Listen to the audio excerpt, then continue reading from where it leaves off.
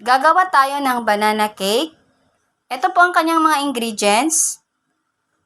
3 cups flour, 4 pieces na saging, chocolate chips, 3/4 sugar.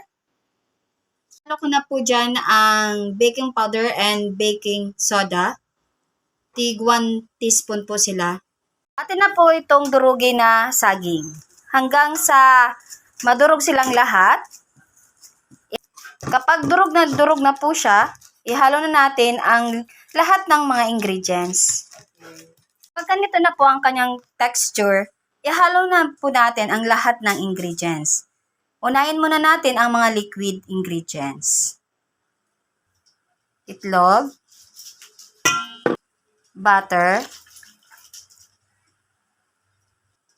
sunod po natin ang asukal. Ayan. At itong baking soda at baking powder.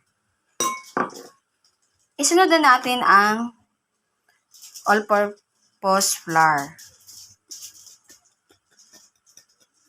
Ating halu-haluin na.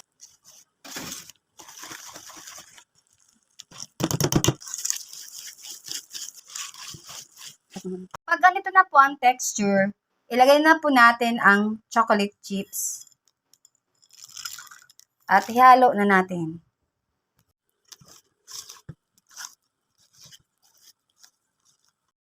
Ilagay na po natin sa baking pan.